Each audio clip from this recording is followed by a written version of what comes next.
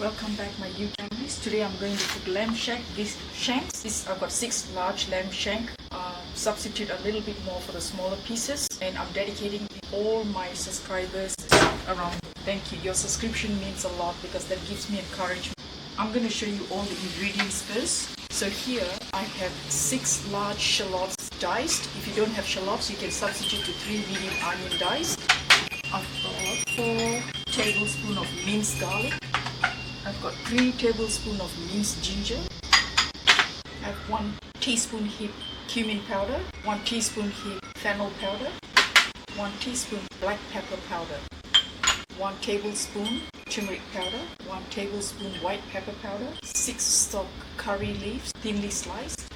This is optional. This is turmeric leaf thinly sliced, 1 large leaf, fresh leaf. And the stalk of the curry leaf, I use it anyway, it gives extra flavor. I'm using 1.5 teaspoon of salt, 6 bird's eye chilli chopped, diced. I'm going to use 1 chicken stock, salt reduced, 1 liter, sorry. I got 5 diced tomatoes, 6 shank. Heat up the stove on medium high. I'm just going to toss in all the lamb shank. I might have a bit of extra pieces because I'm cooking for many.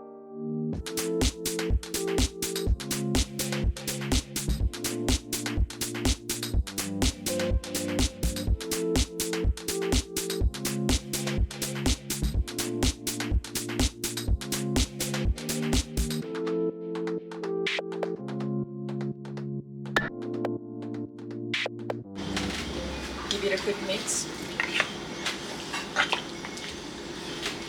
Stirring quite often. Keep stirring quite often because you don't want it to catch on the bottom, because that will cause burning and it will alter the flavor and it won't be nice.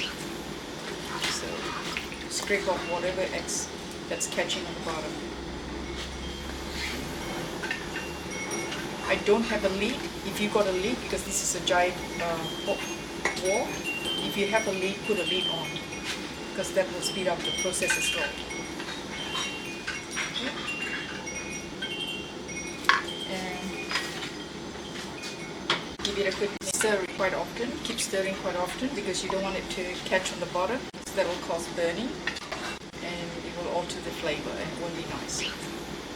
So scrape off whatever eggs that's catching on the bottom. I don't have a lid. If you got a lid, because this is a giant wok, if you have a lid, put a lid on, because that will speed up the process. I'm going to throw in the curry leaf stock. Cook on a medium heat for 20 minutes. Keep flipping so it cooks evenly. It's a pressure cook, but I personally don't want technologies, because just in case one day it fails, like you don't have power, and if you depend so much on everything is a smart everything, like instant cooking pots or whatever, you will be stuck. So I want to teach you how you can use outdoor stove and cook it all your meal many generation back, so that even if you don't have power one day, you'll be alright, because you still can use your outdoor gas and stove. I do have a pressure cooker, but it's a very, so I bought it at college, brought it back to so it's like electric. I like it. Obviously fire is much better, much tastier. I don't have the space here to make that, but of course you know how to make good fire in the bush if you go outdoor vacation. It doesn't have to be all the ingredients that I have, because sometimes if you're in the bush you won't be able to accessible these kind of ingredients, but you of course you can harvest some of the edible spices, herbs in the bush, or just you only need a bit of food to sustain your hunger to carry on your journey. Okay, this is just a home, but I'm going to cook all traditional way as much as I could, because I don't like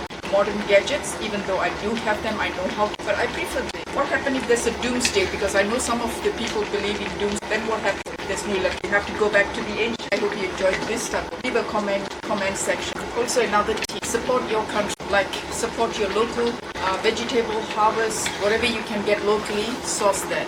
Unless you can't. I normally use most of the ingredients sourced within Australia, so I'm sure you can do the same country that you. Normally I like to seal the steam, so as I said, you speed up the process, because this is a huge wok and I haven't got a lid to feed on, and as you know, the steam is vaporized quicker than meat's being cooked. So what I'm going to do, I'm going to pour in another liter of liquid, simply because I don't have a lid, okay? Because we don't want it to vaporize quicker and the meat is still not cooked. Meat is almost cooked.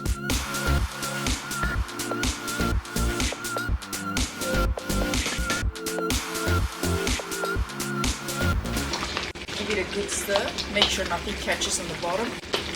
Cook it till it's soft. The meat is soft and tender. Keep stirring because the liquid has reduced. As you know, when the liquid starts reducing, vaporizes, it does catch on the bottom. So give it a good stir. I'm going to put the rest of the ingredients and then cook it till the gravy